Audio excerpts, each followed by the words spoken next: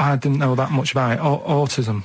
Okay. Oh, good. With some more entertaining stuff on XFM 104.9 just to cheer up people. Go on, then. What? Go on. No, right. Have you heard about it, Steve? What autism. It scares me to death when he comes up, when he touches on a serious subject. We've been talking about wheeling a dead pope round, the Chinese don't age well, and ginger people are hated. And now we're going to touch on a really, I mean, my heart's in my throat. Go on, Carl, then. Tell me your insights to autism. Right, well, there was this, again, Channel 4 coming up with some good stuff at the moment, right? That might have been Channel 5. But what's the name? It's the attention span I like.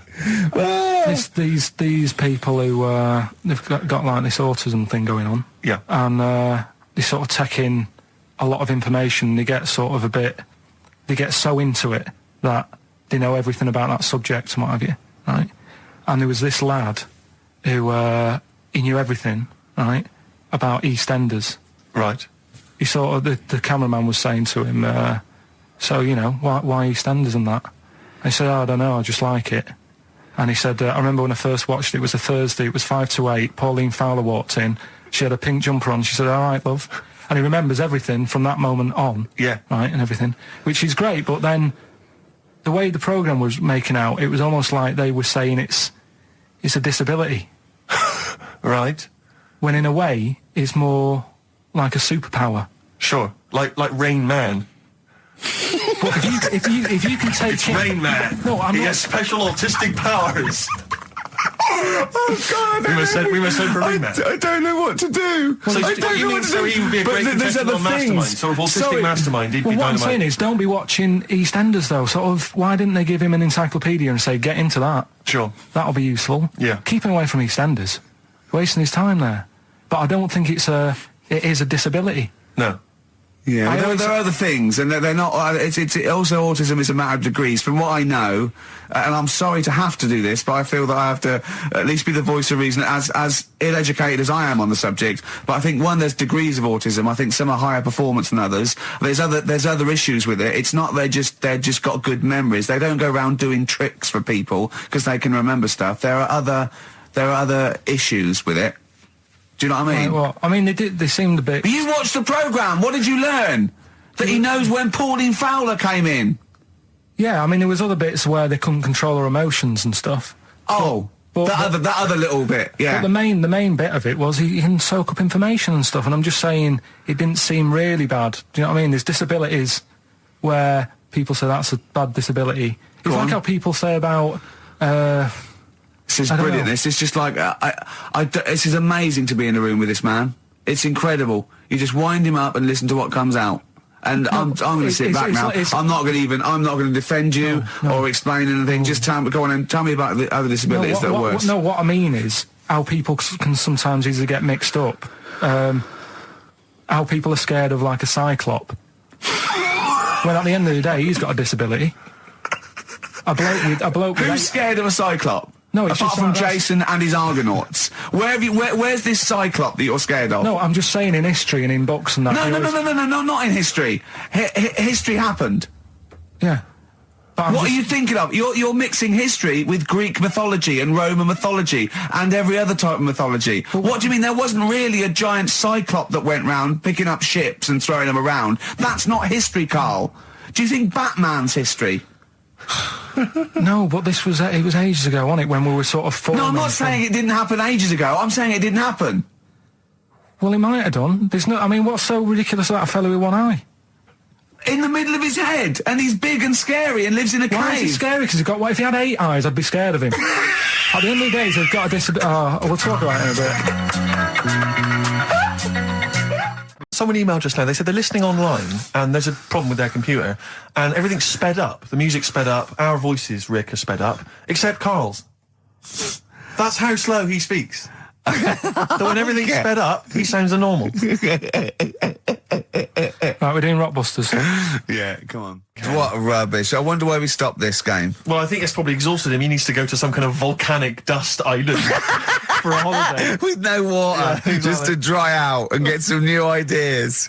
Oh, I'd love to see you sitting there on these black ash sands, just sitting there going, I'm thirsty, Suzanne. There's no natural water. I've finished my Rich Old book. I can't focus. I'm going blind. I need some water. Oh, brilliant. Oh, bless him. Anyway, happy Christmas. We said we weren't getting out, didn't we? No Blue Sky, The Thorns. That's beautiful, isn't it? On XFM 104.9. Carl, you're losing your rag a little bit. What's the matter? Nothing, go on. See? What's the matter? No, what? What's the matter with I've Carl? got something to cheer him up. Someone's emailed in, Emma's emailed in, she said that for those that know, those in the know, they referred to Lanzarote as Lanzagrotte. Brilliant. He's a bit fed up. He's got 2 CDs for Christmas from a company that's he's been with for 6 years. He's a little bit grumpy about having to answer the phones. He wouldn't go and make Steve another cup of tea immediately. Selfish. Yeah. Carl, what are you thinking? Nothing. Go on, what were you doing? Come on, Carl, you're getting paid for this. Project. Out. We'll take one of those CDs away. All right. Right, okay. Are you in a film this week, Carl? We're doing that now? Yeah, go on. Get it over with. Hang on a minute then. Get it over with. Let's get this show over with. We can go home. You can go off to Lanzarote and sit on some ash. Some charcoal. He's not happy about that. That's annoyed him. The listeners have all ganged up on him. Yeah. XFM giving him 2 CDs. We've had more calls for his resignation this week than ever before. What do you think of that, Carl? What do you mean? There's another reason. Do you know what I mean, though? Because he's grumpy. He's not just giving it. He goes, well, I can't help it, can I? I don't want it. You're being paid well to do a job. People have tuned in to be entertained, to have good songs. Me and Steve are working I'm pressing here. the buttons. I'm paid to press the buttons. That's what I'm doing. Has every CD started on time? Then Yeah. why would they give you Monday off if you just paid to press the buttons? Don't get every other Monday off, do I? So have you stopped doing that now, have you? Well, yeah. Why? Because there's work to do in that. I'm not moaning about it. Let's get on with it. Right, Scrooge, right, is the film that I'm in. Thought I'd do a Christmassy one. Okay. Right? Yeah. So get people in the Christmas mood and that. Yeah, you have. Yeah, you have got people in the Christmas mood. You're like Santa visiting them. So... It's you in the film Scrooge. Yeah, Which yes. version of Scrooge? The old one. Is it? If it's just you moaning with bells, I'll be annoyed. Right, go That on. is essentially Scrooge. yeah. Right, Scrooge, listen to this, and then there's some question at the end. All right. And you can win some stuff and that. Yeah. All right. Yeah.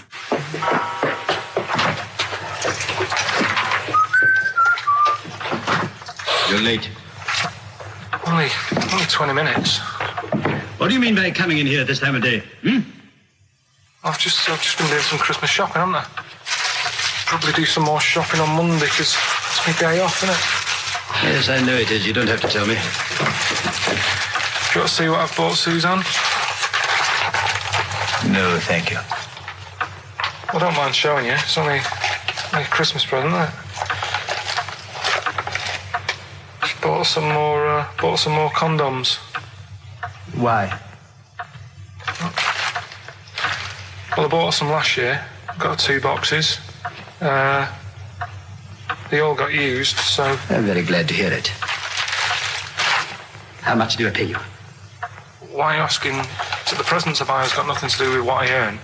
Like I say, if I won the lottery, I wouldn't go mental on her. Do you know what I mean? I probably wouldn't even tell her, because I think she'd want to travel around the world and all that, and I'm not into that, to be honest, so I'd probably keep it quiet. Why?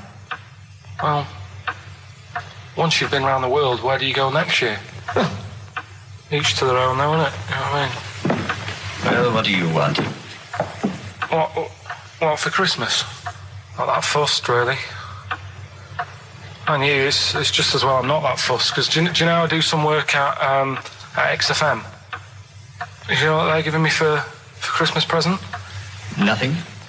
No, might as well have been nothing. 2 CDs. That's it. I was well fed up. I'm sure you will. They give you a list of about 30 albums and you get to pick 2 off the list. So I've gone for Kings of Leon album and the Best of Bob Marley. Mr. Marley has been dead these 7 years. In fact, he died 7 years ago this very day. Did they? Do you know what sort of donuts Bob Marley likes? It's not my business. No, it's not a proper question. It's an old Peter Kay joke. He likes the ones with jam in. Do you get it? Garlic bread. It's good, isn't it? Excellent. Oh, Carl, well done. Carling Scrooge there. The only man more mean and depressed generally than Ebenezer Scrooge. Oh, dear. Oh. What's the question, Carl? Well, if people have been listening from the start, right? There is a light that never goes out by the Smiths. I phoned Carl up in the week, yeah, and I said, what are you doing? He went, well, even though it's one of my days off, I'm just doing some research on the web. Found anything that said, yeah, I'm doing science. And then he said, you can get wigs for dogs in Tokyo. That's his scientific fact. And I went, what do you mean? Dogs, if they need a wig? I said, if they need a wig, what? Dogs going bald? And he went, like, this is fine to him. He went, it's a stressful city, Tokyo. The world's all right with Carl. He's always got an explanation. I've only ever seen him confused once. When in Edinburgh, he looked out of his window one day and he saw a bloke putting a parking ticket on some rubbish. Yeah. And that genuinely confused him. Yeah. He couldn't work out, could you? It's a bit weird, isn't it? And the woman breastfeeding her 8-year-old child, you didn't like, did you? I don't like that.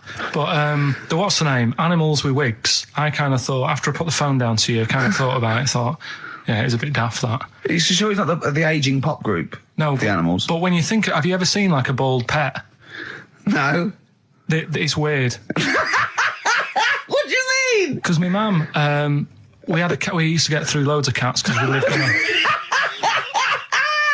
Oh, God, it started early today, isn't it? What do you mean? It's only 10 past 1. What are you doing? Running a restaurant? We lived on... Oh, God, what do you mean? No, we lived on, like, a main road. Oh, yeah. Right? So Yeah. we used to get through a lot of them. My dad kept their saying, risk. you know, stop wasting money, you know, it's not Stop good. wasting money, not wasting cats. Right, so anyway, we had this cat that was ill all the time. And It's just bag of nerves, probably. Yeah, malingerer. Yeah, I'm terrified. I'm going to which house? Rome. Oh, God, bloody hell. Rome. Don't let me go to the Pilkingtons. and it, for some reason, it kept being sick all the time.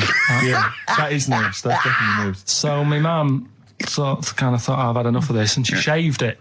Whoa.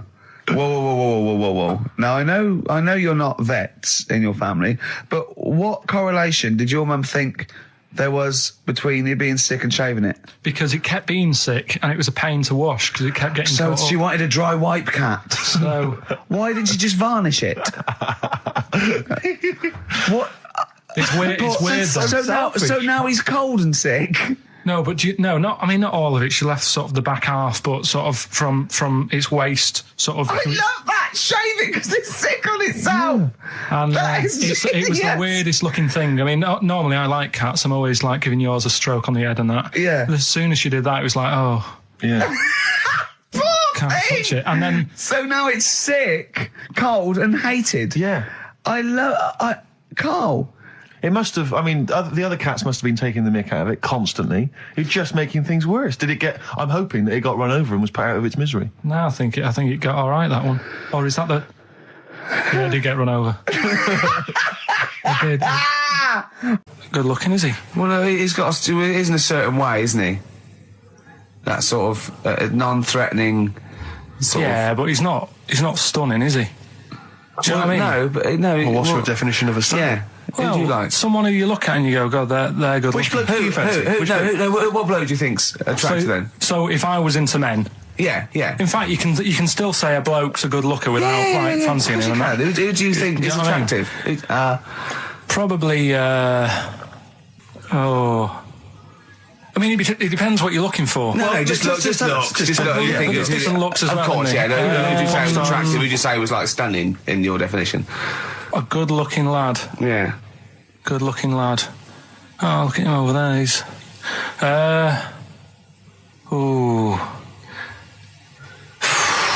Do you find, Robbie Williams, do you find him attractive? Boy Next Door, look. No, who do you... Carl, hurry up, because it's, we've only got 2 hours. Probably...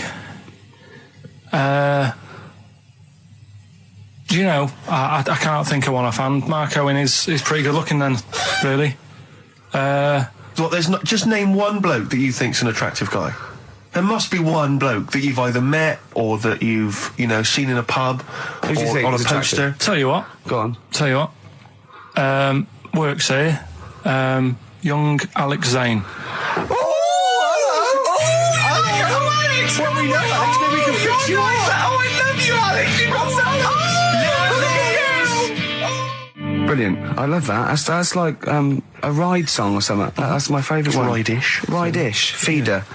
Just the way I'm feeding on XFM 104.9. Rick, quick question for you. Go I'm on. thinking a lot of people maybe are tuning in for the first time because of the advertising campaign. Sure. Should we reintroduce Karl again? I know we've done this a few times in the past, but just worried that people are going to not really kind of get the measure of him. I'm Ricky Gervais. I'm the one off The Office. Yeah. Steve Merchant. He's not the one in The Office. He's not Gareth. Some people think he is. He's got a funny, weird West Country accent that actually Mackenzie was affecting for the role. Steve wrote it with me. He's the tall, lanky fella. Karl is our I say producer, but he's the one that pressed the buttons because I was Dog's Body. Yeah, but I mean, it was just because I was too big to run the desk. Yeah. I used to have to do. Literally too big. You couldn't get younger. Yeah. And then we discovered that, he looked a bit like a boring sort of, alright, yeah. But then when we sort of, poked him with a stick, he came up with, he doesn't realise, but some of the I think, some of the funniest extraordinary things I've ever heard. Say hello, Karl. All right. Yeah. Classics, I think, so far that have gone straight to the list include, have you ever used a Y front correctly? Yeah. Brilliant. You never see an old person eating a Twix. Eating a Twix. These are sort of things. He's back on his campaign to get rid of jellyfish. Why is that, Karl? Oh, did you see the paper yesterday? Go on. There's a jellyfish, right? It's about 15 foot long, about 5 foot wide, and there's a fella swimming next to it. And the paper's going, oh, look at this we've found. There's loads of them in Japan. Yeah. And it's because the water's getting hot, so it's making jellyfish really big. Oh dear. How's the campaign going to get jellyfish get rid of them? What was your point about jellyfish? They don't do anything. There's no point. They get in the way. Fish, yeah. It ruined me holiday because I got stung by one. Yeah. But you think the same thing about Liverpudlians, and we can't just go around, wiping out things that ruin your holiday. Well, let's do the jellyfish first. And then we'll move on to the Scousers. Yeah. But yeah, I don't know what they do, and I'm trying to look on the internet. I've been busy this week. You're jellyfish now, not Scousers. Yeah. I don't know what they do either. Try and work out what would happen with the sea if it didn't work, because they say like if there's no. See, this is what we're talking about. People who listen for the first time, they've got to listen to every word you say. You want to find out what would happen with the sea if it didn't work. If jellyfish weren't in there, do you know what I mean? Because stuff like coral, apparently the sea would be in a right state if you didn't have any coral in it. Fish, do you know what I mean? I always worry about how many fish we're sort of eating. Because you go past... Sorry? No, do you know, like, you go in Marks and Spencer's or Selfridges... There's loads of fish in there. And there's really fancy stuff that you think they've killed that, and it looks good on the counter, pretty impressive. Yeah. But is anyone going to buy it? Yeah. Do you know what I mean? It's a big, like, a shark sat in ice. Yeah. And you go, yeah, they've got like, a lot of fish... For sure you won't go around the Tate Gallery? Do you know what I mean? I've never seen a big shark sat in ice in Selfridges. They do it. And it's like... You go in the morning and you can go back at night and the same shark sat there, and it's. So you know it's the same shark, do you? It's the same one. So what? Same face? Are you sure he just hasn't lost his mum? And he's just like, he went shopping with her Christmas shopping, and he's just like, he's drowned, he doesn't know where, he's just waiting. You know I'm right. I've never seen a shark in Selfridges. Well, all right, then say maybe that's one day a week, but on other days they'll have like... Shark Monday. I think, Selfridges. Today at Selfridges is Shark Monday. Yeah. No, it's just that... So your point is that there's all these fish not being eaten. Yeah. So and they're being killed. They've taken them out of the sea, no one's eating them. And you're worried, that the sea's going to rise because the more things you take out? Well, we're just going to run out. Because the fish drink it, don't they? And that keeps the water level down. Yeah. No, well, you know what I mean. There's stuff that worries me. You're worried that... Was it you who said that you were worried that... Because, there's sponge in the sea. Yeah. But if they took it all away... No. Was that him? That's a Stephen Wright joke. Is that Stephen Wright? What was the joke? Sponges grow in the sea. That kills me. How deep would it be if they didn't? I love the fact that he confused you with Stephen Wright, who for a living purposely says ridiculous things. Yeah. Does that worry you, Carl?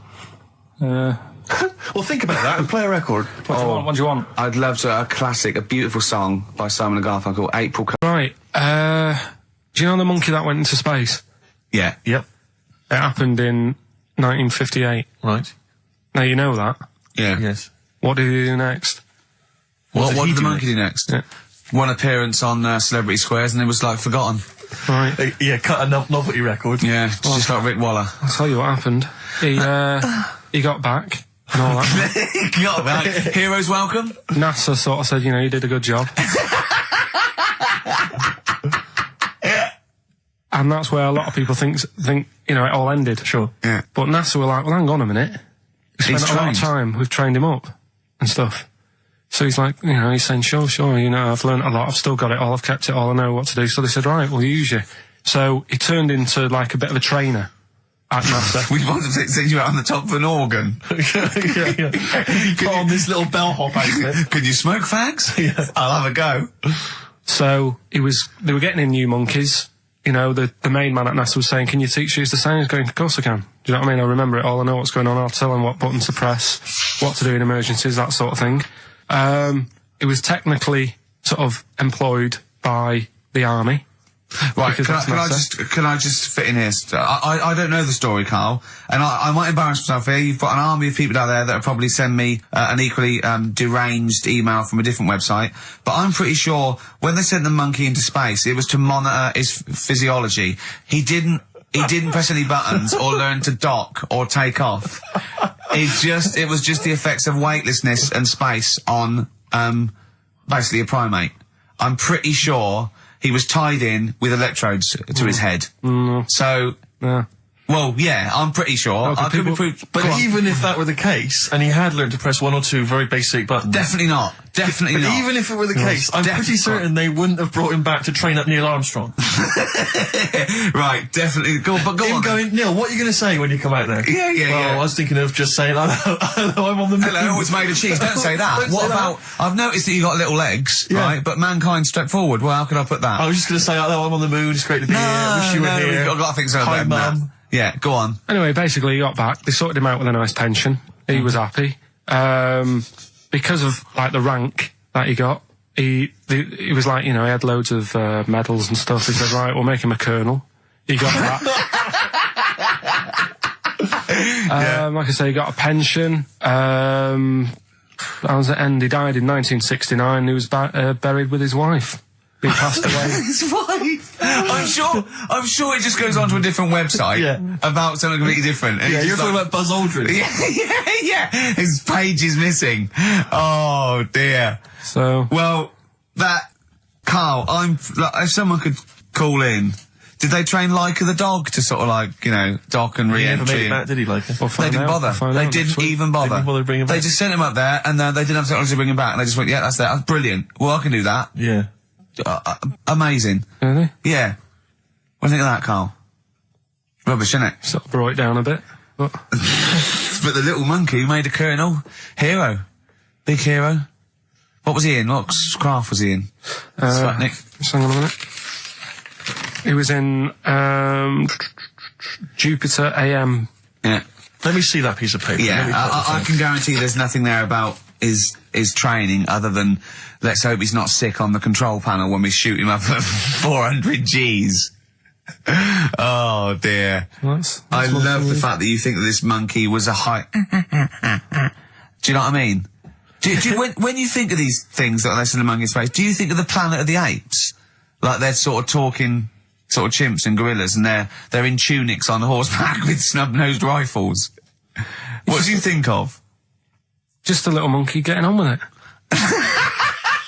He knows his job, he knows what he's got to do, he gets on with it. Look, he's pressed the button, watch him press the button. This takes me back. Do you remember 1965, I think it was? We're going to use him to train other DJs. That's it then. Goodbye. Thanks, cheers. Cheers. Old woman, about 70 years old. She's normally fit and healthy and stuff, nothing wrong with her, she's having a good life. And one day, she goes for a check to the doctors, just to check herself out, because she's getting on a bit. Yeah. He says, take your clothes off and that. So she does, and checks her out, says, yeah, you're looking good. Turn round. He said, oh, God. He said, you got a tumour on your buttock. Right? So she goes, oh, well, can you do anything to sort it out? So they go, yeah, we could book you in for an operation. It's best if we remove this. Books are in for an operation. Operation day comes, strip her down and that. They're all stood round, the doctors. Start to operate. It only turns out it's a pork chop that she sat on 5 years earlier, and it had stuck to her buttock. Right, Karl. I can forward you. Serious. Right, okay, Karl, I'm telling you now, I'm leaving. I'm never doing this show again. No, I'm serious. Honestly. You're talking, I've never had such, what do you mean? You couldn't believe it? No, when I read it, I said, I've got to tell Ricky that. This woman had a pork chop stuck to her arse for 5 years, you mental case. Of course she didn't. I've got some, but just because it's not that good, something else I found out that I thought I'd share with you. Go on. I was looking in the Guinness Book of Records, right, because I thought they'll have something in there about monkeys or something, right? Mm-hmm. And there's a little monkey, I think it lives in Asia, right? There's loads of them live in Asia. Might just be travelling, but yeah. And something they found out, I don't know if they've got it right, and that's why I want to bring it up. Apparently, it's the mammal, right, that's got sort of the pointiest eyes that pop out of their head. Steve.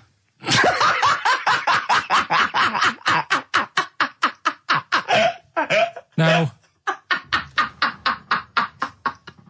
the thing is, right, I thought that's interesting. Yeah. Apparently, it's the biggest with the sort of goggle eye type thing. Right, yeah, go on. Apparently, they come out of their head 1.6 centimetres. 1.6 centimetres? What, you mean they protrude? Yeah, they protrude from the head at 1.6. Okay. What? How long? Have you got a ruler, Rick? 1.6. He's having a go. I'd say I'd be a little bit annoyed if the monkeys beat me. Well, I don't think it has. That's what I'm hoping. Is there anything we can... I mean, what's 1.6? Oh, can you... It's about... Drop your trousers. It's, about 3/4 of an inch. What do you think? I don't know. Have they got it right, or what? I'm Ricky Gervais. With me is Steve Merchant and Karl Pilkington. Good morning. I'm going to be honest. I'm going to own up straight away. I've done very little work towards this show this week. I'm a bit busy. You surprised me. Yeah. So I apologise if it sounds a bit sort of... Thanks for being honest, though. Rick. Well, no, I don't want people to go, oh, no, that was a bit shoddy this week. I hope it's not going to be that every week. Yeah. So it is because I've done very little preparation. Okay. So... Right. Whereas normally... You'll probably have to help me out. All right. You have to do some of the work. Karl, you might have to help us out a little bit as well. I don't know, but I mean... I know Steve's done nothing towards it either. So... the onus is on you a little bit here. I love the fact that it's still listed as either Ricky Gervais or Ricky Gervais and Stephen Merchant. Essentially, we don't need to be here, really. No, but I know now people listen for Karl. Everyone I've spoken to, for people on buses, to comedians like Ross Noble mentioned you the other day, and that they go. People on buses. I've never been on a bus. You haven't been on a bus for like 12 years, yeah. have you? People on buses. I don't know why I find that so funny. I just know the idea of you being on a bus. The idea of you handing over your fare. They're shouting out from the window. Right. They're going, I love Karl. Right. Yeah. I'm walking along. How much is it on the bus? 20 pence. No, come on, seriously, how much is it? One adult for Terminus, please. I love the fact, they do that thing where, like, if they're interviewing Paul 50, Newman or someone famous... No, it's quid, isn't it? It's a quid. They always say, how much is a pint of milk? And that's supposed to prove if you're sort of still in touch with your roots or whether you're too big a celebrity. Yeah. You've got no idea how much it costs on the bus. Quid? It's not a quid. 120? No, it's not 120. Pint of milk, about 50p. 30p. Oh, brilliant. Wow. Because it's fascinating because you gave this stuff, up before you became a celebrity, didn't you? You were always lazy. Because people always say to me, like, Ricky seems a bit obnoxious. Who says that? Well, no, they say, no. Who comes up to you and just says that? The guy on the tube did it. I swear to God, he came up. He said I was watching an interview with Ricky. He said, he's not a nice piece of work. I went, he said, no, I've got friends like that. And it's like they're always talking, they're a bit irritating, and you sort of let them off because they're your mates. But I was going, well, hang on a minute. He went, well, two things, it's sort of my job talking, and being interviewed, essentially you do have to talk. Yeah, so about yourself. If that's his only criticism, then I'm not too bad. No, he didn't think you were funny either. In fact, he had a whole list. I say a list, a petition. It wasn't Dickie Anderson, was it? It wasn't Richard Anderson. I hope he's listening. He's our biggest fan. I'll tell you what, Mock Turtles need a remix by Fatboy Slim, don't they? Mock Turtles? It's a great tune, but I'd love to hear it remixed. Yeah. There you go, feeder, just the way I'm feeding. Looking around in the week at weird stuff on the internet, there's this woman who's got a big head. Oh, yeah. And, she was fed up with it because when she was walking down the street, it was so big, she couldn't hold it up. Right. She couldn't hold it up. Oh, God. Okay, shut up. So when she was walking, her eyes were hurting because she had to sort of look up all the time because her head was that heavy. Her chin was sort of balanced on her chest. Right. And she'd have to peek up, So she goes to the doctors, and this was after years and years, and said, I thought I could put up with it, but I can't. How big was her head? It's big. I don't know if it was like big, because there wasn't a picture. I don't know if it was just big or a lot of bone. So it was heavy. Very heavy. Right, like the Elephant Man, just outcrops. Right. So the doctor said, we can sort that out. But we'll have to take your head off. Right. Okay, listen to this. Listen, keep going. Because what you don't seem to understand is I have the same reaction to you when I see it. Yeah. What? Right? You're quizzical yourself. So I looked at it, they took her head off, chipped away a bit of the bone, made her head lighter, put it back on.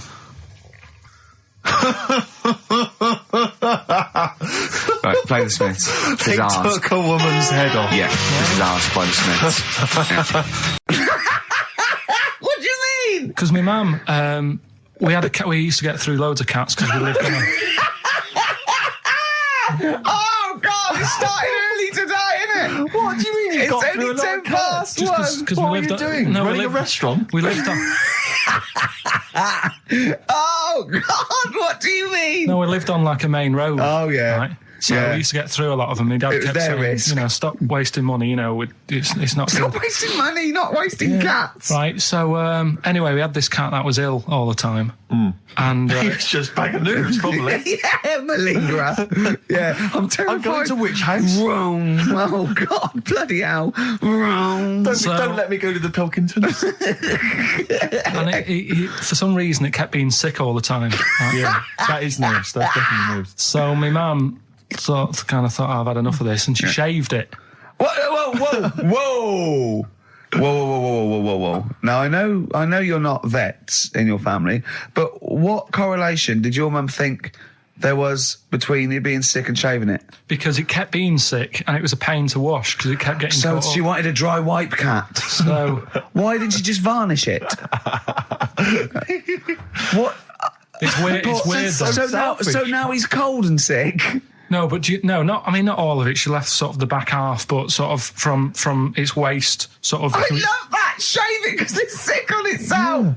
And it was the weirdest looking thing. I mean, normally I like cats. I'm always like giving yours a stroke on the head and that. Yeah. But as soon as she did that, it was like, oh, yeah, can't touch it. And then so now it's sick, cold, and hated. Yeah.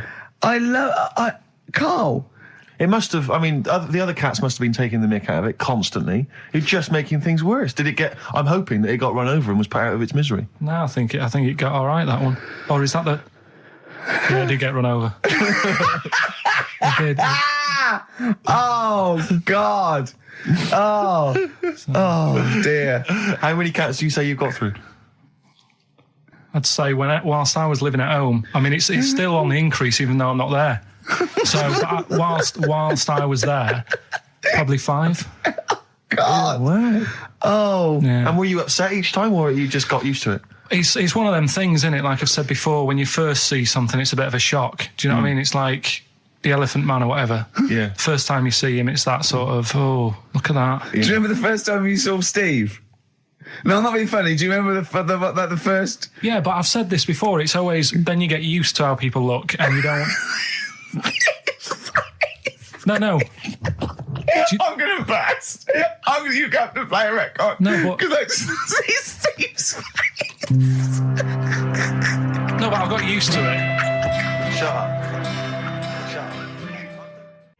Absolutely. The Ricky Gervais Show with Steve Merchant. Hello there. And Claire Sturgis. Hello, boys. Carl's ill.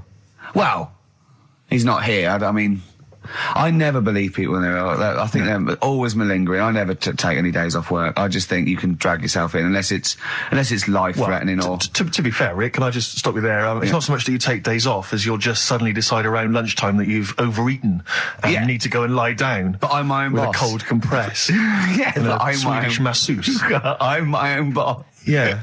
So it's not so much you take days off. It's not so much you take days off as you never actually do a full day's work. Yeah, You actually exactly. prevent that I never take that hour and a half off a day. Exactly.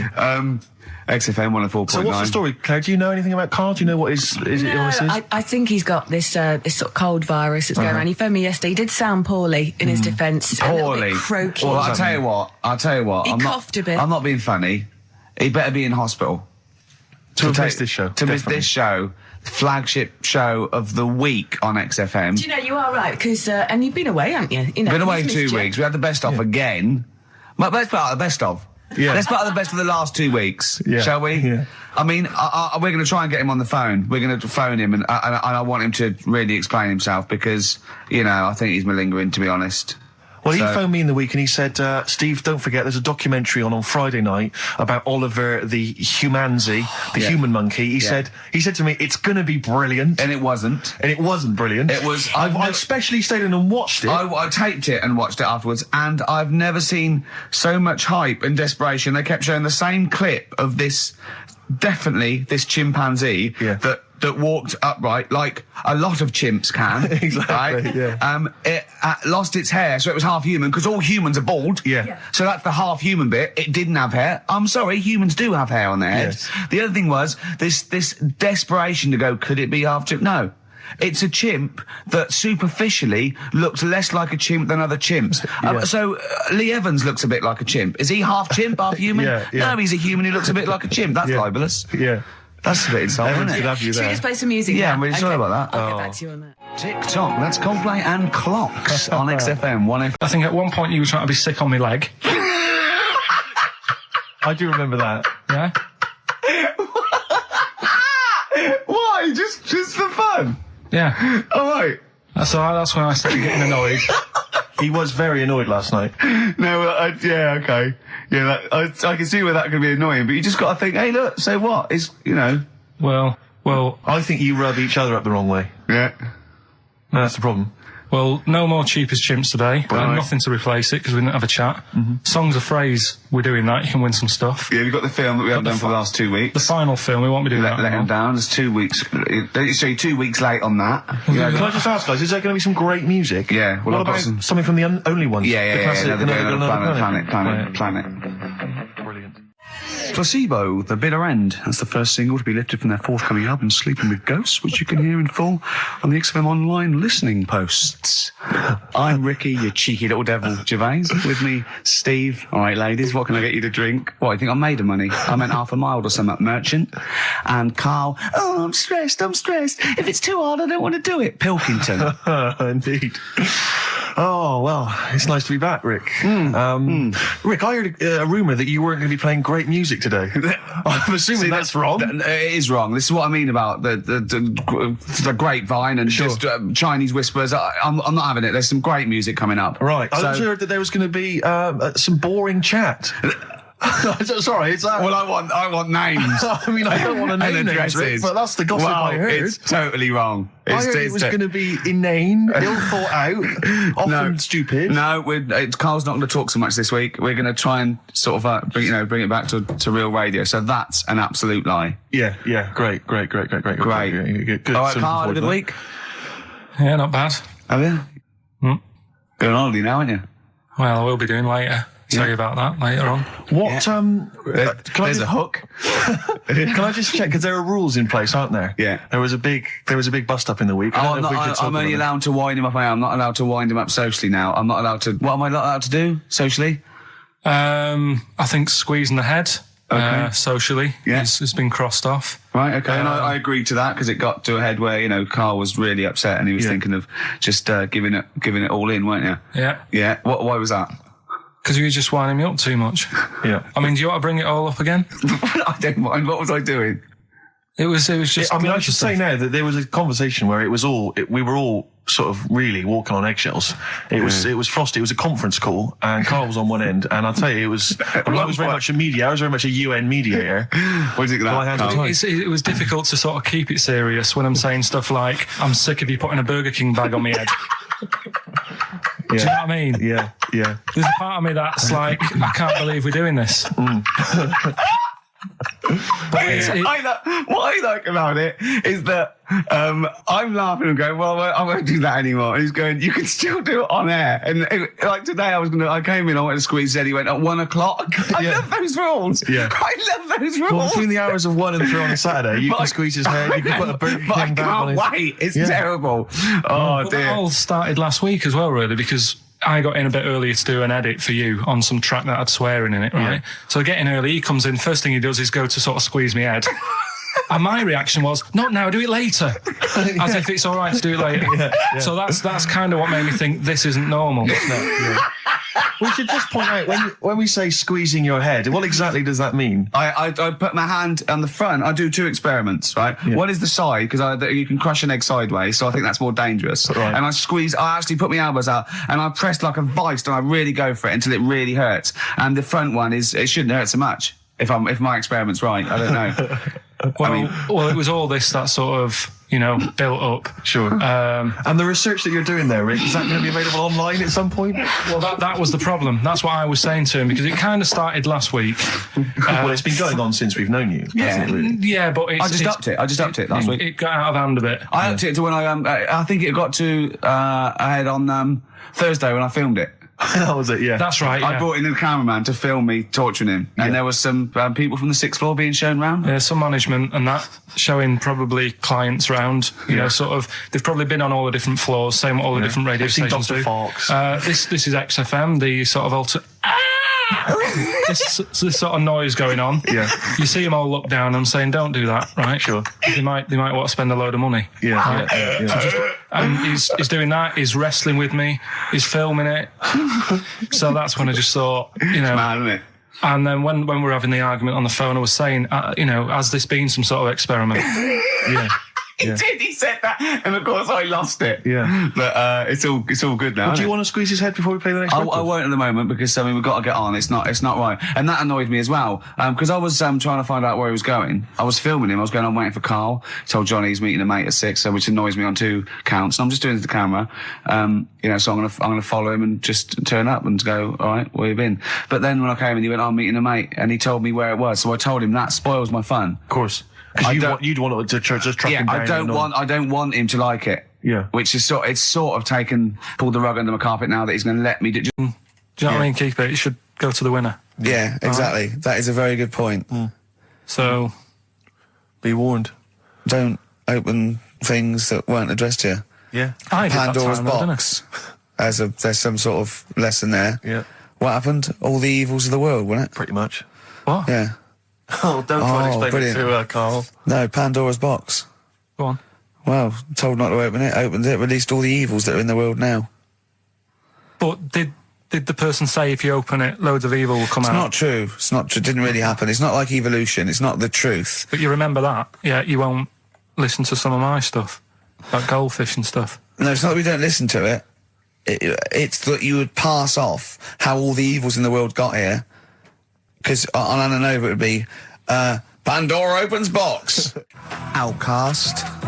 Hey Ya on XFM 104.9. I'm Ricky Gervais. With me, Steve Merchant.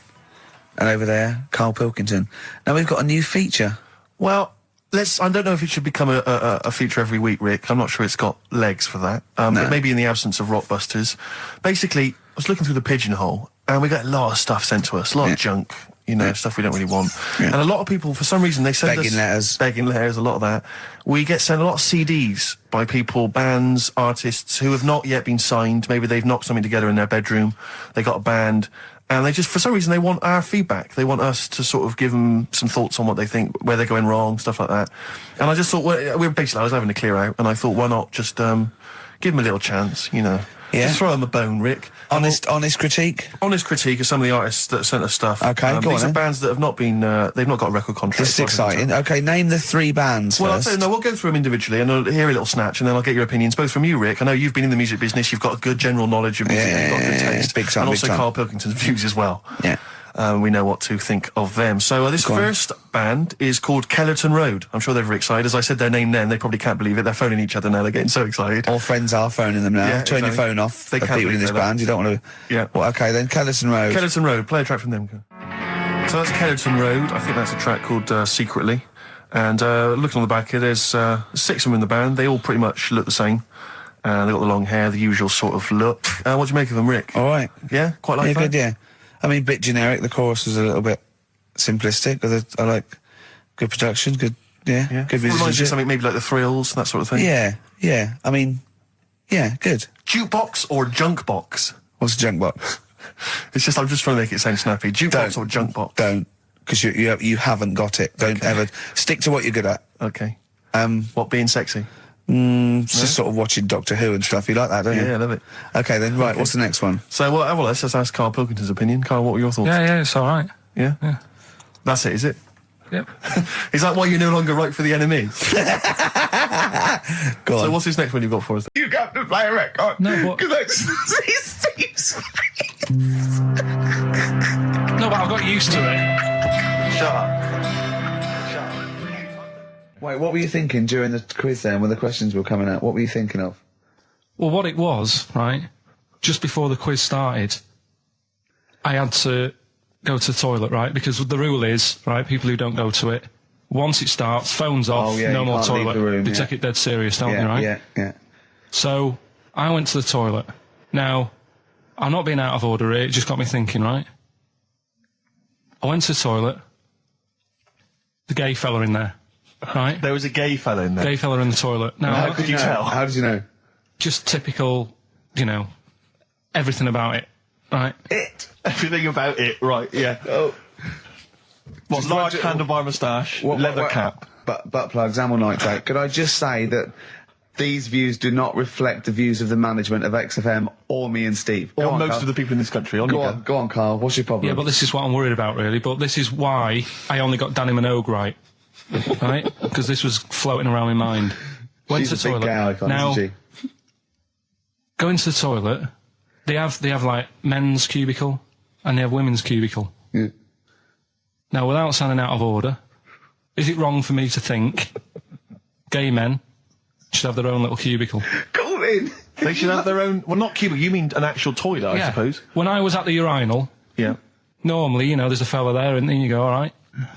And there's no pressure. But I couldn't go. I was thinking, should I wait? If I go into the toilet, it'll look obvious.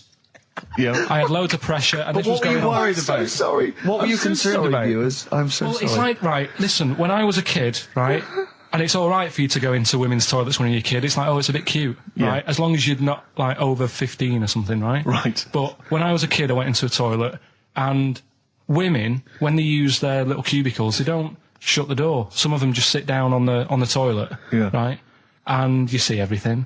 And, no, seriously, that's probably one of the first times I saw, like, a woman. Yeah. That, right, and my Auntie Nora when she was staying over. What happened with your Auntie Nora? She was, she's into wearing caftans. Into wearing what? Caftans.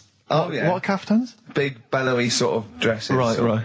And, yeah, I used to sit on the floor at home in front of the telly. Sure. She was on the chair behind. Yeah. She did a bit of a sort of a Sharon Stone scene. Oh, God. Yeah. Did you see it? There was no underwear. No. What age were you? What was it like? What age were It you? was like a ripped tennis ball. What? Right, we're off air. Either that or put us in for the Stoners. This is the Best Of Show on XFM 104.9. I'm Ricky Gervais, with me Stephen Merchant. Yes. I hope you're enjoying the Best Of. Oasis, Live Forever on XFM 104.9. Right, we're in the swing of things. It's mine and Steve's favourite bit of the whole show. This is what we do this show for now. Educating Ricky. Yeah. Go for it, Carl. You said that learning can't be fun. Yeah. Yeah. Okay, I'll go for the one. What's the one about the butcher going down the butcher shop? You've got to get your kit on, we're off down the butcher's. Yeah. You going for that one? Yeah. Well, do you know the saying, don't let the cat out of the bag? Yeah. Do you know what it means? Yeah, well, don't give away a secret. Right. Well, do you know how it came about? No. Well, ages ago. Before, like... Ages ago. 17th century? Yeah, before, like... Yeah, 17's good. Yeah. Before, like, you know, proper butchers and Dewhursts and supermarkets and that, you used to get these blokes who sold meat. Right. Butchers, they were called then, I think. Yeah, but the difference was they didn't stay in the same place, they moved about. Right, so they'd turn up on a street corner, and he'd have, like, loads of carrier bags of, like... Carrier bags? Yeah, with meat in and that, and people would plastic be like, carrier bags. Yeah, with mobile butcher on them. Yeah. Right, so and an email address. Yeah, go on. People went, right, yeah, I need some meat. Right, so they'd go up to this bloke and say, what have you got? And he'd say, well, I've got a you know, you can have a bag full of pig, or you can have whatever, a bag full of chicken, whatever.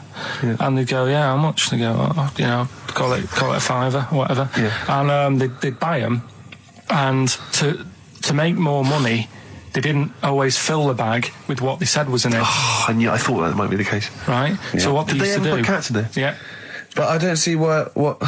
Okay, so sometimes they would put a cat in the bag and pretend it was chicken or whatever else. Yeah. So why was a cat any cheaper than a chicken? Because cats are wandering around the streets, aren't they? Chickens aren't. So to get a chicken, they put a chicken on the top so that when they look in it, they go, yeah, that's all right. Got a bag full of chicken. They'd get home to make the dinner, and they'd be like, what are we having tonight? And they'd go, well, you'll never guess. And they'd have, like, you know, well, you can have a chicken leg, and, you know... But it would be a cat. Yeah. They'd have to defrost a pizza. Yeah. Oh. Did they mind that they were eating cat then, in those days? He didn't say. He just was saying about the saying, don't let the cat out of the bag. It's like, you know, if they see that, they're going to go mad. I'm mildly disappointed with this story. It's all right if it's true, but, you know, there's something about it, it's just... I want to know more. He always leaves it... Is it Carl doesn't quench your thirst for knowledge, he creates more. I don't know if that's a good thing or not. Well, yeah, he's like the pot noodle of information. Yeah, do you know, he never... I want to go... I'm not nourished by it. It's like if for every fact he tells me, there's 10 others that spring up that I have to get clear. Well, so it was the people that were doing this, it was the dodgy butchers that coined this phrase. Were they saying to each other, don't let the cat out the bag? I.e., what I mean by that, Jack, is don't let them see the cat, what we've stuffed in there. Yeah. Dodgy butcher, that's another phrase, isn't it? Yeah. So that's the first one. Is that a euphemism, or is it dodgy butcher? As his meat delivered around the back. Sure. So that's that one. So let's get your kit on. What does that mean? It's a euphemism for homosexuality. Okay. And meat, presumably, in that means different things. It doesn't. It's a word that is also a male bird. Would it mean chicken or cat necessarily in that context? Or well, I suppose it could. Yeah. Do you know what a fable is? I've got a rough idea. Okay, it's a thing that uses sort of metaphor, analogy, just to explain sort of morals. I mean, they're very old for a start, and it's all I'll give you an example of one. A quick one. Oh, the one about the dog with two bones. He goes to a dog's got a bone. He sees a reflection in the lake, and he thinks, "Oh, that dog's got a nice bone. I'll have that." And as he goes to get that one in the reflection, he drops the one he's got, and that's one about, you know. I think I was told one when I was younger. Go on. I think it was one. This young lad, he's got a dog, right, and he's about 8 years old. And this dog, he's had it since he was about 4, and it's a bit tired now, and he chucks sticks for it, and it doesn't go for it. And he's saying to his mum, "Oh, I want a new dog because this one's useless. It doesn't do it doesn't have any fun with me." So they said, oh no, but Rover's a good little dog, you should look after it. And he's like, oh, I don't like it, I want a new one. So they buy him a new puppy, and it's running around, yapping about, and he's loving it, and he's playing around with it in the grass. And then one day he goes to the park and he's messing about and rolling about with it, and he falls into the lake, right? And the little puppy's like yapping at him, and he's going, help me, little dog's yapping. And then the old dog comes and gets his collar, and it pulls him out of the lake. And he goes, oh, God, why did I forget about you? You're the better dog. And he loved that one again rather than the puppy. I got a feeling that was Lassie. Well, yeah, that was an episode of Lassie. What's the moral? What's the moral there, Carl? What's that telling? What's that explaining through analogy? Sort of, don't forget the old. So, look after old people. I remember there was one I heard once about a young boy who got trapped in a lake inside a cage. But he loved his trainers so much. He wasn't going to get them wet. But even though he had to get out there, and even though he thought that was the important thing because it's material value, he actually drowned, and the trainers were no good to him then. I woke up this morning, feeling fine. It's not a blues song, and I turned my phone on, and it was from Carl, and it went, "Forget it, I've made my mind up." And I thought, wow, what is that? And I forget it, I've made my mind. I went, Carl, what is it? He went, oh no, it's about the text I sent you last night. I went, well, what was it? I just got this text. He went, I was just wondering, I was thinking last night. He said, supposing you had to have your hands removed. Sure. Right? And the doctor said, well, you can either have them stay like that with stumps, or I can sew feet there. What would you have? And I was bleary-eyed, and I went, the stumps? He went, yeah. I went, all right? He went, yeah. And then what was his follow-up text to that? And then I got the text, it was obviously before it, and it went, and it was like quite serious. What would you do if surgeon with your hands? Would you have stumps or the feet? Right? Now the way, when I said he's made his mind up, and I went the stumps, he went, yeah. I think secretly he decided on the feet, but was too embarrassed to tell me. There's a little bit of what would you do? Because But why did you think of this? Why did you think of this? Girlfriend's away, right? Yeah, no, that's not why you start thinking bizarre surgery devices. Right? I'll let you into my little mind, right? Last night, I had some beans on toast, right? She was away. It's good already. She was away, she had some beans on toast, she went wild. Yeah. Right? Now, I was stood up, I live on on a high street, right? So I'm washing up, I'm looking out the window. First thing that had my attention is, I can look into other people's flats, right? Yeah.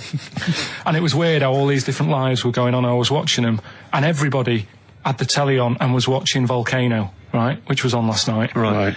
And I thought, oh, that's weird, right? I can see them all watching it. And it was like a little Chinese lad who was dancing around in some underpants. Yeah. And then there's a little old woman who lives downstairs who was reading a book, and she's always reading a book every night. And it's like, I have a better life than her. And then there's like some sort of bouncer who's always getting ready to go out late at night with all the black on. He looks like a bouncer. So I was watching all this life going on. I thought, did you witness a murder while you were doing this? Yeah. It was like that sort of Sliver film where that bloke had loads of tellies watching people's lives. So that was going on in my mind. And then I was washing up, and I picked up the plate, and I thought, oh, it's amazing, isn't it? The human body, the way you can just sort of, I want to pick that up, and you do. Yeah. And the way your hands work, right? Yeah. You've got 5 little digits, but it's just the right amount to do to do what you've got to do, right? So I'm cleaning the plate. Sorry, Carl, stop. It's just the right amount. Might be one of the most genius things I've ever heard said. I would love David Attenborough to phone you up and say, Carl, how do I word this about the evolution of the mammalian front limb? Just go, we'll just say it's the right amount. But it is. One extra would get in the way. Yeah. And one less would just make it that little bit more tricky when picking up a bit of a slippery dish. Sure, or buying gloves. Yeah. A slippery dish. And then the other thing is, the one that I was reading, the world record with the fellow who's pulling a train with his teeth. Mm. Does that make any difference that he's done it with his teeth? What do you mean? Well, what difference does it make? Well, isn't it? It's quite hard to pull a train with your teeth, I imagine. Well, it's pretty hard to pull a train. All I'm saying is, Is it because he couldn't beat the fella who's pulling it with his hands? Well, this is my point. I think there was one bloke with the record for the running backwards 100 metres was sort of like 11.5 seconds. And I was thinking, turn around, you'd probably have a really good go at that. Do you know what I mean? Yeah.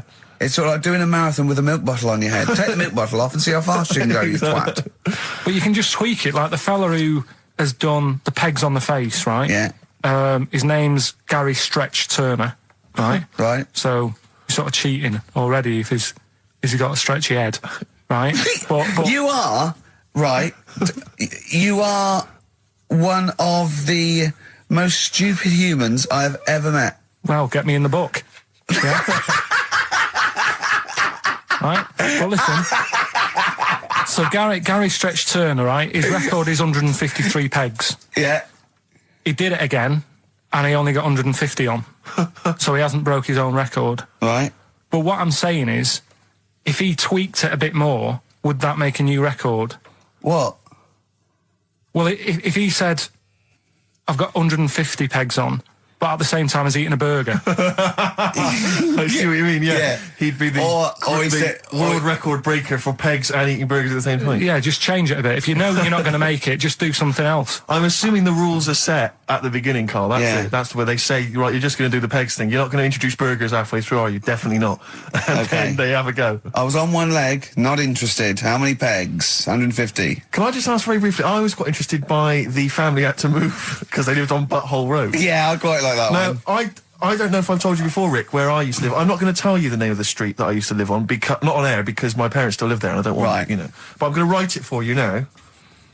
This is the genuine name of the street I used to live on. Just imagine when you're at school. Yeah.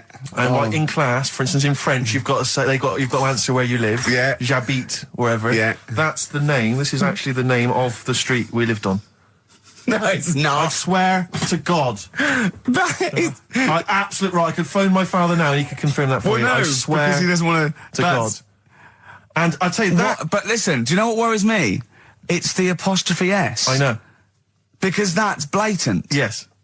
Amazing, isn't it? That is incredible. But imagine how embarrassing that was. So if I look that up in the Bristol... You'll find that in the Bristol A to Z. I swear to God. That is really... Why have you never told me that before? I can't believe I haven't.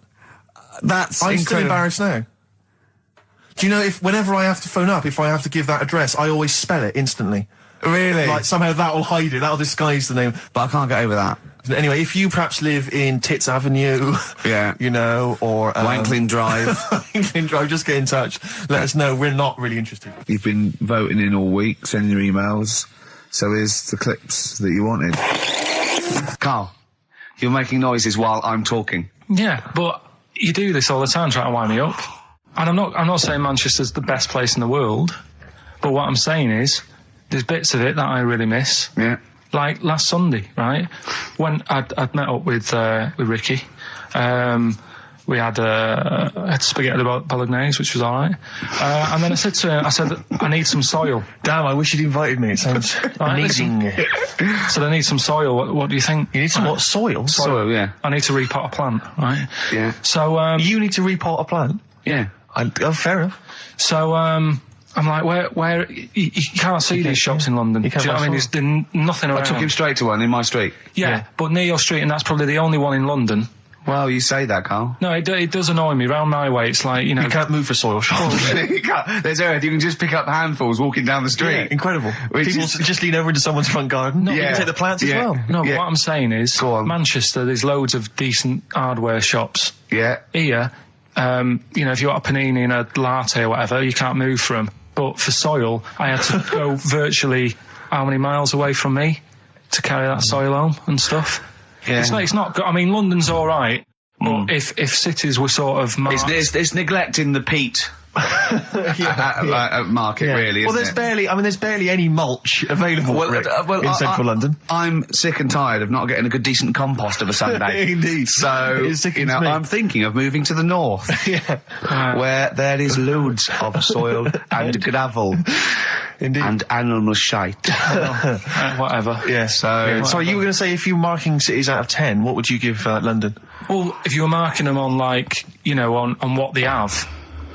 Right. As opposed to what? well, as opposed to how you spell it. Say, like, I think the greatest city in the world is Rome. Right, it's pretty amazing. Yeah. Have you been? What? Yeah. Why do you think that though? Just because, like, you turn a corner and there's something there that's really old. Right. Like, you're going down a normal street. go and stay in a Derby and Joan club. Yeah. No. But it's like you're going down the road and then you turn a corner and like the Colosseum's in the middle of a busy road. It's like, what's that doing there? Yeah. And just when you think there's no more, you turn another corner. It's almost as if that was there first. Yeah. Well. Yeah. But do you know what I mean? London. Yeah. What have we got? You know, Trafalgar Square is world known. And you go there, what's there? Yeah. Do you know what I mean? So there's a lot of space there. Get one big B&Q.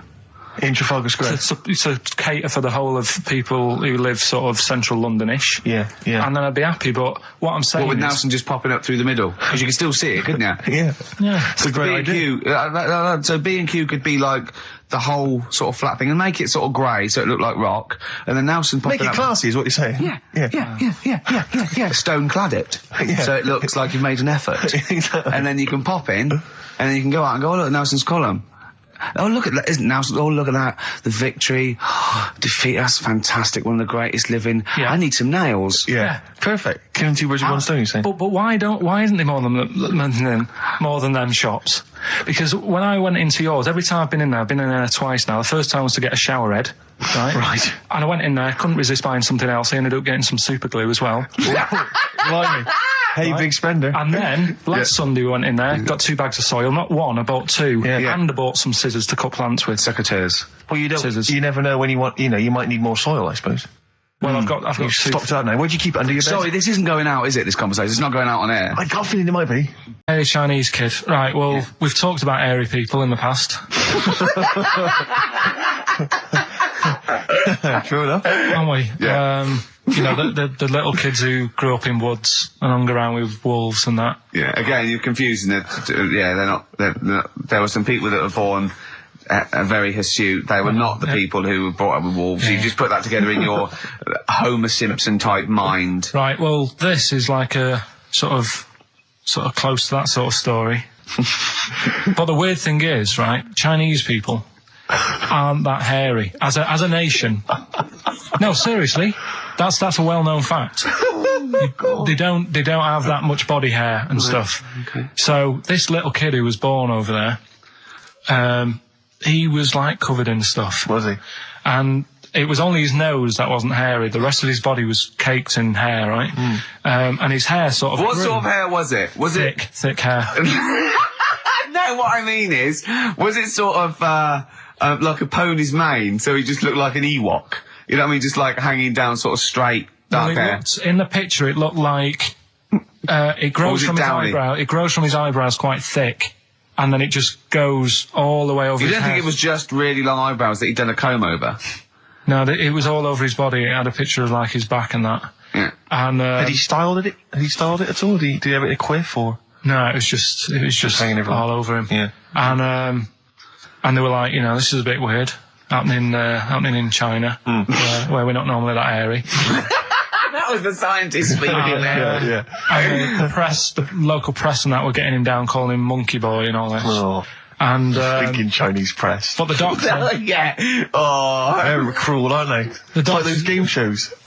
That's Japanese, isn't it? Yeah. That's what. Yeah. and the doctor said, I was talking through all that time while we were just like talking to each other then. Because I turned round and I still saw he was talking. Go So on. anyway, the local press came in to see the hairy boy, the monkey yeah, boy. and they were like being tight, taking the mickey out of him, and the doctor said, Showing him nuts. he's only airy. Said, he's a healthy young kid. The only faults he's got is he's got a little bit of eczema and a boil. And he said everybody should just treat him the same, and I think he grew up a healthy kid. Yeah, so that's the That's the end of the story. That's not a story. why. But I've got nothing. I don't know what to say to that. So someone in China was born slightly hairier than the rest, and he was normal apart from eczema and a boil. That to me isn't a story. But if it is, I've got a million. I mean, it's sort of like bloke from Manchester went a bit bolder than the rest, got a job on radio. He was normal. I mean, that's not a story, is it? So that's educating Ricky. Will we Brilliant. do that next week? That is brilliant. No, I think that was good. I did. I mean, I enjoyed that. I learned something from that. I mean, I want to get. I mean, this is all from one book, is it? Yeah. That's an interesting book. With the, I don't want to dwell on it, but with the hairy Chinese kid, what did they say about that? What was the, I mean, was it once there was born a kid who was slightly more hairy than everyone else? But yeah, it's all right. He only had a boil. Oh, how did they word it? How did this capture your imagination? It was a picture that grabbed me first of all. Yeah. Sure. And it was like, God, what's up with him? And that's when I read it. Did you see the boil and the eczema or just the hair? No, you see, because his face is like, just under his eyes is sort of nice and smooth, and his nose is sticking out, and that's not hairy. But the rest of him, it looked like he had the sort of a balaclava on or something. And then I read on, and it's like, this is a hairy kid in China. Yeah. Yeah. So. Yeah. Okay, good. Anything else in there? Because, I mean, I like that. No, we'll do more of that next week. How is that alongside, hanging bacon, alien abduction, a hairy Chinese kid, and a little interesting fact about the derivation of a phrase? What do you mean? He didn't understand a word of that. I knew the word derivation was going to cause problems. I thought derivation shouldn't have come out. I wasn't disputing. He's all smug because he's had a phone call. That was Beck, lost cause. Go on, tell him why you're all smug. Because Adrian just called up. Yeah. After hearing the story about the Chinese kid. Yeah. And he said, yeah, that's true. He said that there was a TV programme on it. Yeah. He had a chromosome defect. Yeah. And it made him hairy. And his mum and dad used to have to shave him. That wasn't in the book. But thinking about it, that's not a good move anyway, is it? Because they say that for women, if you get a few hairs on your top lip, don't shave it because it'll grow back thicker and faster. So they should just let him. They should have just said, well, let's see how bad it gets. But if they went in there straight away if he came out as a baby and a little bit hairy, they should have left it for a little bit. But Adrian called up and said, yeah, he was hairy, he was all right. But we weren't disputing there was a Chinese kid born slightly hairier than the rest. We were disputing the fact that you didn't actually tell us a story. You just told us a And what we are disputing is that man was abducted by aliens for 3 days and grew a beard. Yeah. That's definitely not true. No. We don't know about chewing the fat, but it sounds quite viable. Yeah. You see, the difference is between me and Steve and you is that what we believe isn't random. Well, anyway, listen, a good friend of ours, Ross Noble, he's given me this picture, Carl, which he's got from a magazine. He loves you. And I have to say, I think this... I just looked at it then. Obviously, it's not going to mean much to the listener. Oh, this is self-indulgent. But it is currently available. I think it's in the current edition of Bizarre magazine, so you might want to buy that. It's not horrible, though, is it? There's a certain grotesqueness about it. Oh, it's a deformed person, isn't it? Well, to a degree, but I think what it's going to do for Carl is give him, I think for you and I, Rick, we're going to see his face. Lighten up, like opening a wonderful Christmas gift. Oh, you know what? I think I've seen this. Is this the one with the kid with the big head? I'll be honest with you, Carl, it is. Have you seen it already? Yeah. Let me just show it to you again so you can I haven't seen it. It's like... yeah. We shouldn't be laughing at that. No, but that is like the kid who I went to school with. That is the same. That can't be the same. So do you recognise him? Seriously, that is the same thing he had. I mean, I have to say, it does look like it's been computer generated. It's so odd. Yeah. But look at the child's face. I know. Look at his reaction. Don't take another photo of me. I'm not sure this is right. It's not right. But I was hoping that would give you, Carl, just a little glimpse of. We've had a request as well on the best bits. So someone wants to hear you talking about your mates with the big heads. I can't believe it, because every time we go there, we get some sort of complaint about something. About what? Believe it. Well, that for some reason that always goes from the story with my dad going to Blackpool for taking those kids there. And what kids? And, leave it. No, what? No, I don't know. There's people that know what you're talking about. I'll tell you when we put a song on. No, well, I know what it is, but you can't just say that. Is it when? Is it when your dad put a kid in the wheelie bin because he was getting at home? Yeah. So we're going to be. We can't go through it again. It's too controversial. And it was in one of her magazines, and there's this article, right, about these identical twins, brothers, right? And one of them meets this girl, right? And it turns out she's got an identical... I've heard this. This is true. Right. They get married. She's got an identical sister. Right. So they both go out. So two identical twins, male going out with two identical twin sisters. Yeah.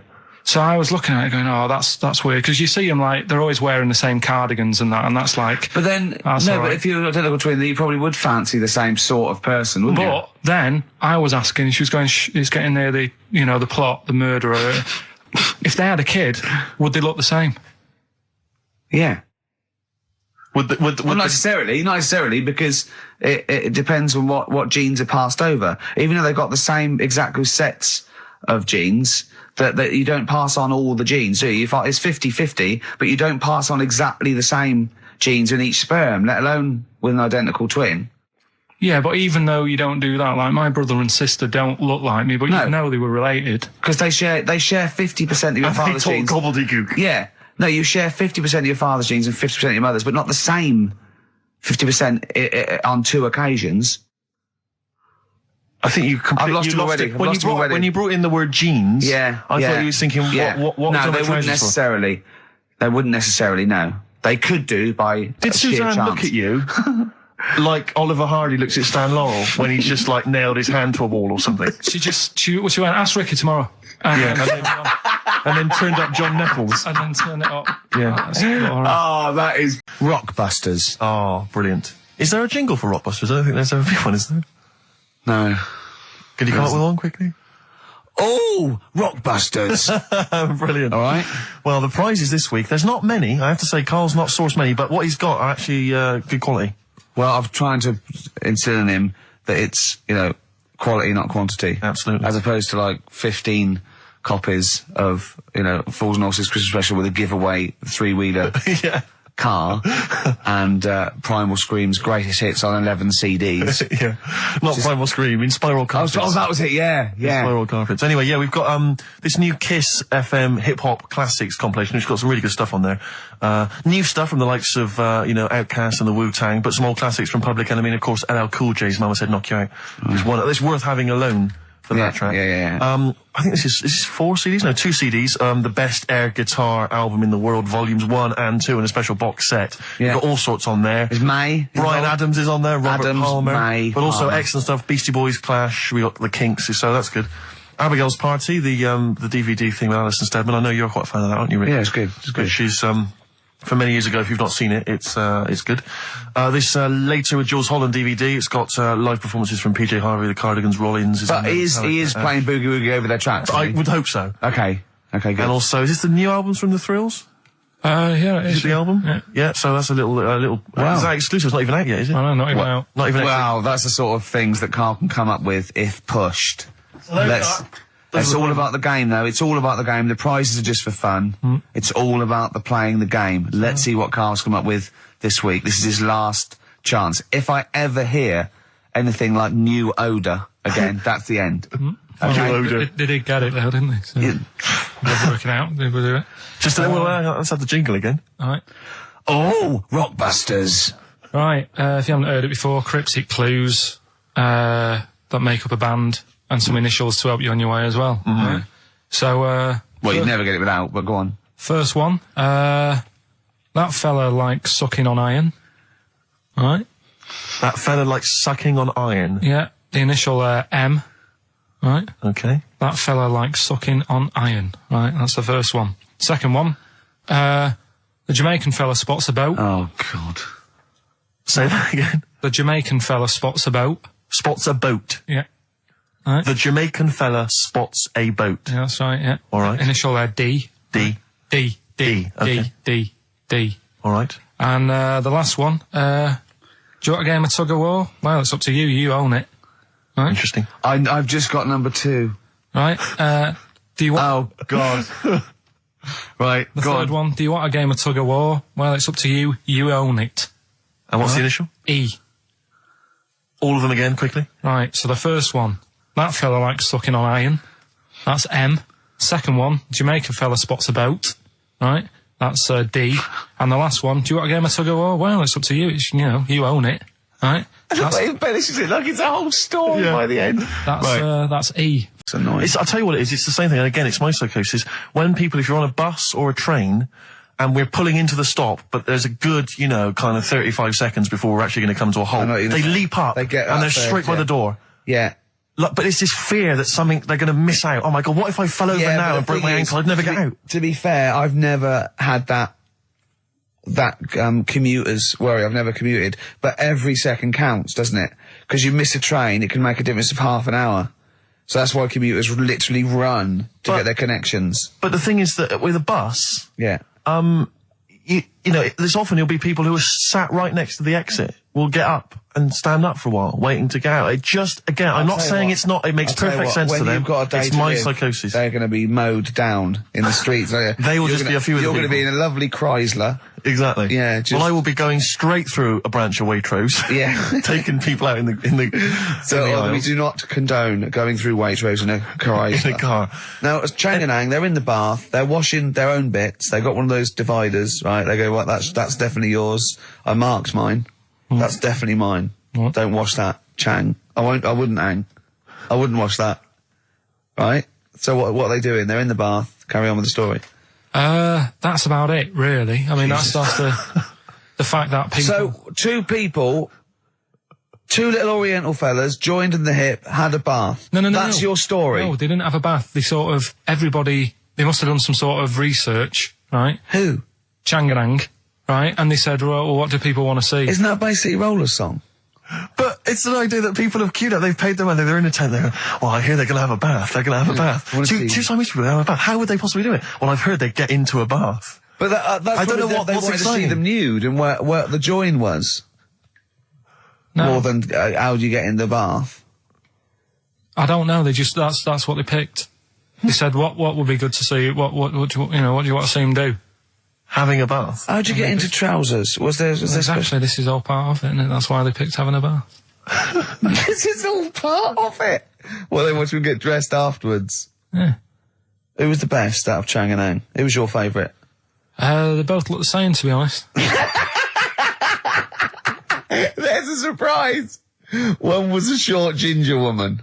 Oh dear. Is there anything what would be better than having a bath for you when you've seen them? What would sort of make you go, oh, I wonder? One of them pulling and the other one going home alone. Yeah. I go, look, she's definitely up for it. I'm taking her home and go, oh, what am I going to do? Can I watch? Definitely not. Definitely not. Look, you go to bed. I want to wine and dine her. But if he's got back to their place and they're going at Hammer and Tongs, but are you saying one of them? No, Hammer and Tongs were their cousins. Right. They lived miles away. Yeah. If one of them gets knackered, can the other one take over? God, I think we play a record. That annoys me. What?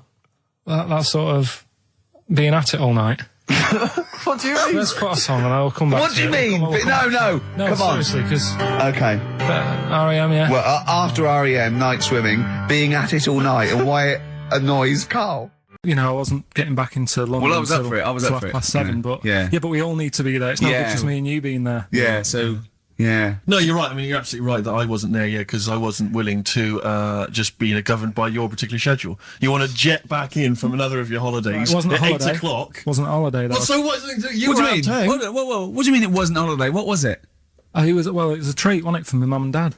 So it wasn't a holiday. What? So you didn't enjoy the 5 days off? You'd rather have been here moaning 8 hours a day. 7 hours a day. You see, we said last week that you're always whinging. Here you are whinging now. And you're saying it's not even a holiday. You're saying it's not even a holiday. What was it then? Would like a nurse who take sick children to Florida, would they say having a great holiday? Sorry, what particular ailment did your parents have for the week that they had to fly in Karl Pilkington, MD? Yeah. What are you talking about? Well, all right, it was a holiday. Well then. Good. Now some honesty, now some truth. So you came back from your holiday, you wanted to start back to work straight away, Steve couldn't be bothered to meet. Is that what you're saying? That's what I'm saying. So we've got nothing prepared for this. Well, you can rely on Rockbusters. Right, that's coming We've got nothing. Monkey News. Even though you were away, you were still working. Still doing stuff. Did you go to the Monkey Sanctuary? I'll tell you about that. Tell us about it. Play a record. All right. Do you want Smashing Pumpkins? Smashing Pumpkins. I thought an old classic from them, Cherub Rock. Yeah. Smashing Pumpkins, Cherub Rock. That, of course, Rick, is available on their greatest hits. Brilliant. If you want. I mean, that's how I rock. So Yeah. I know they. I'm very much the shape of a cherub as well. Well, indeed. Naked with a couple of and a rosy big arse and a trumpet. Yeah. Do they have trumpets? I don't know. I've just had an email here. Monkey news. Yeah. From a listener. Monkey spotted holidaying in Cornwall. A chimp was spotted holidaying in Cornwall last week after befriending a family of 3. One onlooker said, "It was incredible. He dressed and behaved exactly like a human being. He even settled the hotel bill at the end of their stay. The only telltale sign was his lack of table manners and the incoherent babble when he opened his mouth." There we are. So, Well, what do you think of that, Carl? that's the listeners, Carl. That's Joanne. Amusing, articulate, accurate. She remembered Accurate. exactly who's there and everything, setting in the bill. It's all there. So, I mean, even though people think that you're slightly simian, slightly less than human on the evolutionary ladder, they do listen to you. So, I mean, I don't know who's more stupid in the end, you or the listeners. Well, you may recall, Rick, at the end of last week when Carl had to shoot off early, we issued a little request for listeners just to bombard Carl's email with just pointless emails that really weren't about anything, just to clog up his email for when he returned. Yeah.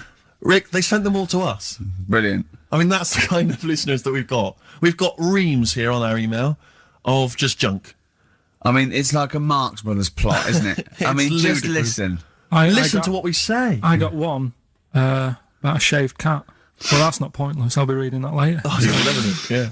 I'm happy. That'll keep me going for a couple of weeks. I'll be reading that. Well, it's funny you say that, actually, because in a survey, it came up this week, it's quite extensive. Mancunians take more sick days than anyone else. Mancunians take more sick days than workers in any other city in Britain and Ireland, according to Manchester-based employment firm. Survey by Peninsula found employees in Manchester take 11 sick days per year, whereas closest rivals Edinburgh and Dublin take an average of 9. Liverpool, Newcastle, Birmingham and Cardiff, only 8. Is Reading mentioned there? Or no, Bristol? it's not even in there. They don't take days off. London is only 7. So the point is, I mean, I don't know you can take anything from it, but if you were an employer and you had a Mancunian and a Liverpudlian and they were equal on everything else, but you really couldn't afford them to be away, Liverpudlian's going to probably be away for 8 days. Sure. The Manc's going to be away for 11, phoning in sick. And so what can you, I mean, just analysing the data there, what would you extrapolate from that? I really don't know. I mean, call in if you've got any clues, or email us in if you've got any. I don't know why I think maybe, I don't know, Mancunians... I don't really know many people from Manchester. Well, I only know one, but I know he was off sick because he put on wet trousers and he got a cold, I think. Yeah, well, he just said he was... didn't come in for... he left early as well once. Yeah. But I don't know. I mean, that's the survey. I don't know. I mean, it's evidence because it's statistics, so... There you go. It's guaranteed evidence that's proof. Any thoughts on that? Ricky.Gervais at xfm.co.uk. I mean, oddly enough, you're from Manchester, Carl. Yeah, I am, yeah. What are your thoughts on that? On what, sorry? On the survey. Wasn't really listening. Sure. Well, Mancunians take off more sick days. They call in sick.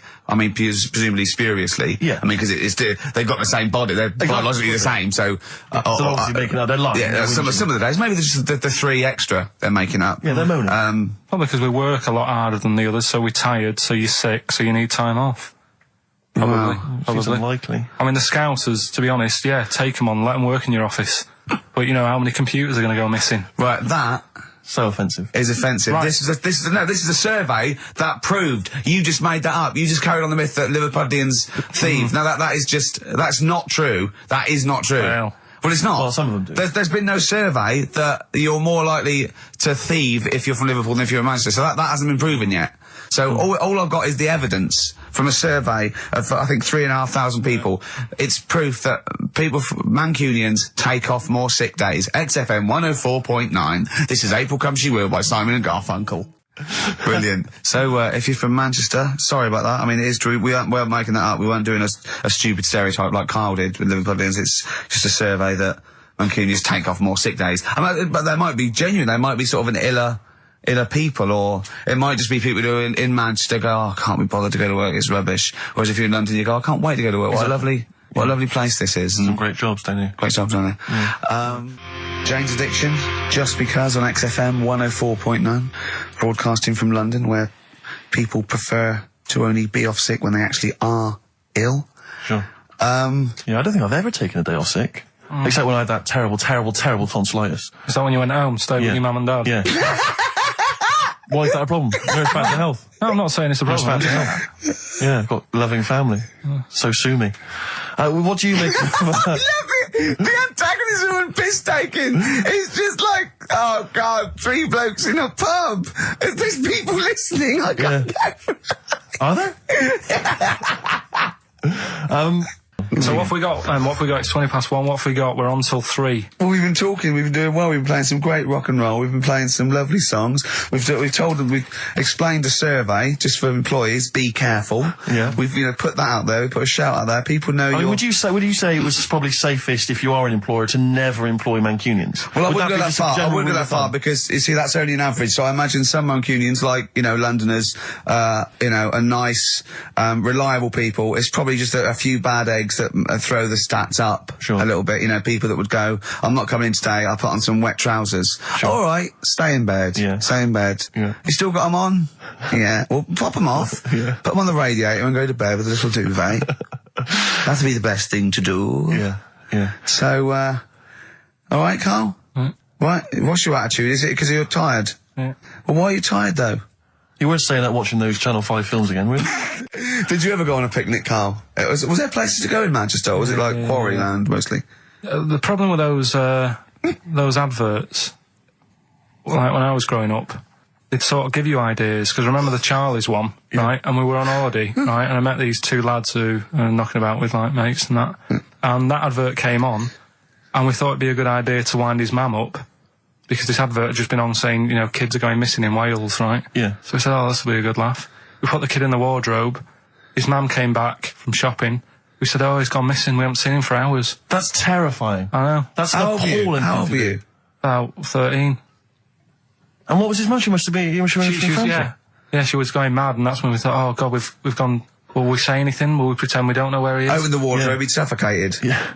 That's horrible, Carl. I know, but Such it's a just cruel what you thing. do, isn't it? It's just what you do. Well, no, you do. What do you mean? It's just what you do. But what was it? Was he in the wardrobe? Was he listening to this? Why didn't he go, Mum, it's all right, when he heard her crying? No, she wasn't crying, she was just panicking and, screaming a little bit and that. Screaming a little bit. Okay, we'll tell her when the screaming starts. Exactly, yeah. And then, what's the other thing? Like, on the same, all this was going on when I was growing up. And, one time we're on holiday, and my mum says, right, if you're going on the beach, it's a big beach. But, if you're going to go out and play there, I need to know where you are. So where are these bells? Where this cowbell around your neck? She gave me a balloon. Good idea. A balloon. And it just, sort of attached to my arm, so wherever I was playing in the sea and that, you can see the balloon and that. Brilliant. But then the problem was, everyone else thought that's a good idea. And it was just like loads of kids with balloons and that. Oh, I ruined it. So that didn't work. Yeah. I had to bin that idea. Yeah.